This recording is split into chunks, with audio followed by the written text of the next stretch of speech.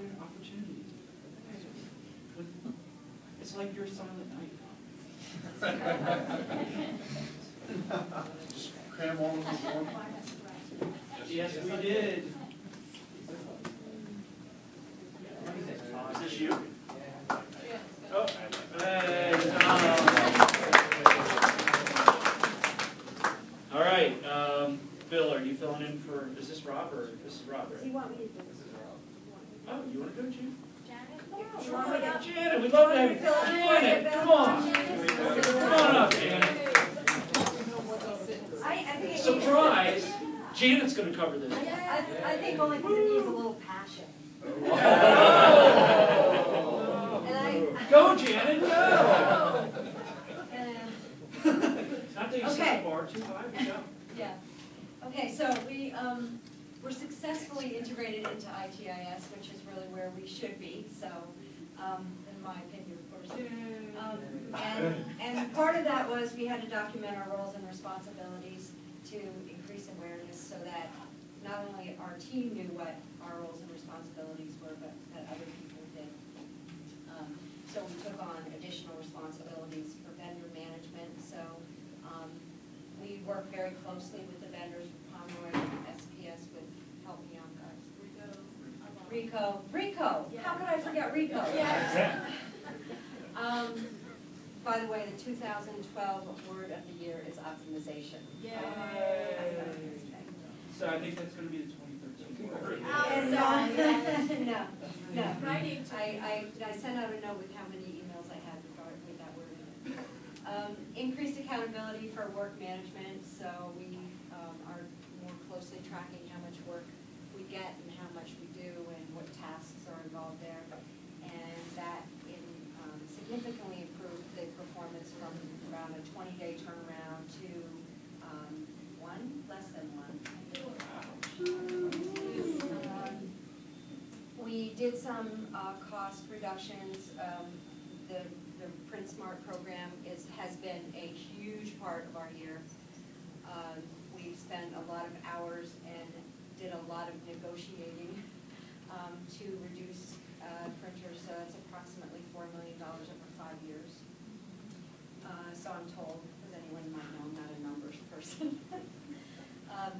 Implemented a process to thoroughly review invoice charges and increase accountability. So we have a co-op with us. He's not here today, right, Eric?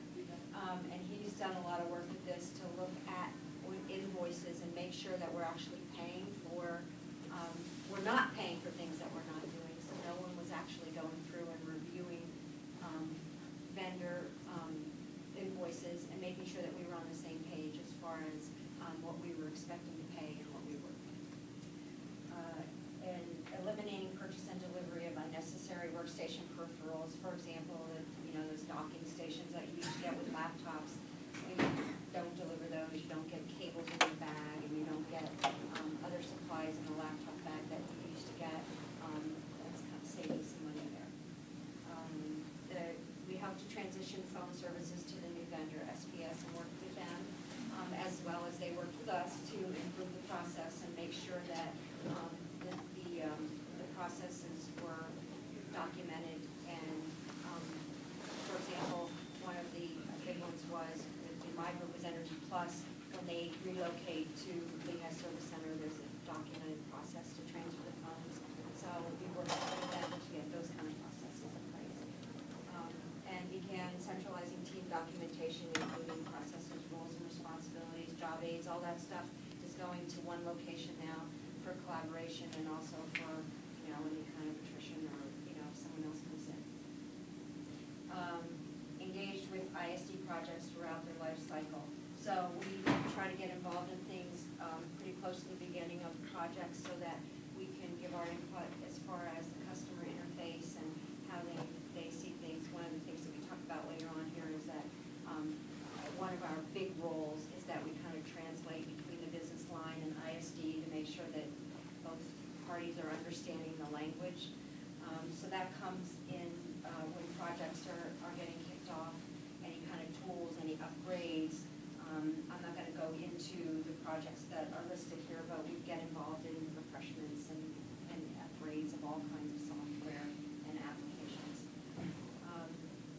we manage multiple ISD priorities and also business line projects. So we get involved in things that are specific to our business lines, and also work with ISD on projects up front. For example, like I'm involved in the BPA process. Donna does, the outage stuff for the plants. I'm not trying to exclude people. I didn't rehearse either. Well, Bill said he did rehearse. Oh, you did? Oh, sorry, I took your glory. And then the last thing was the liaison between ISD and the business line. So we work at socializing any kind of major initiatives into the business lines. We communicate with our business lines, very specific to what we think they need to know, and what they have taught us, obviously. Escalate requests and incidents as required. So if someone calls the help center and they're not getting the help they need, or something is very critical and it's not moving fast enough, they come to us and say, we need this right now. And we have to go out there and find resources for that. Pardon? We find the slot. Yeah. So communicate potential impact and service interruptions. So we know something's coming up, if there's work coming up that's going to impact our business lines, we make sure that they know about it, what the impact's going to be, the timetable. We initially go out to them when these outages are scheduled and say, do you have anything going on that would be a critical conflict that you need to talk about rescheduling, that's specific to the businesses. And then we try to understand our business line needs by talking to them and acquiring business acumen. I love that word. And then lastly, the translating of ISD terminology and try to make both parties understand.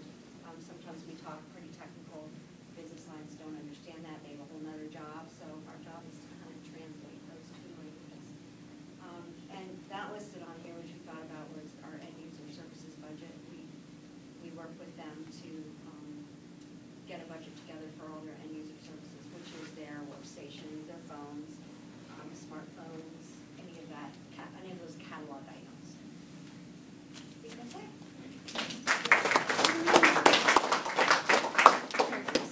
Thanks, Janet. Thanks for filling in, because that was great. Yeah, that was a passionate plea about end user support. And yeah, just in case you're wondering what the technical limit is for putting text on a slide, you are looking at it. I didn't put it together. I had to cut a line to make it fit into the slide. I tried to take the font down, and I was, no. All right, workstation operations. Are you doing this one, Bill? With some passion this time. Okay. Unless somebody else. Janet really wants you to be more passionate. Any other volunteers? Yeah, they did rehearse, no matter what the rumor says. I saw you. But I had seen you in the bathroom.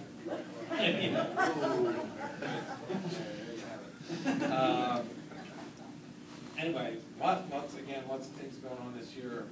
That's sort of a theme, and I think that's something we should all be proud of. But in workstation ops, and that's what I called it. It's really whatever all else goes on in there, but that's hard to categorize. But it usually affects people at their desktop.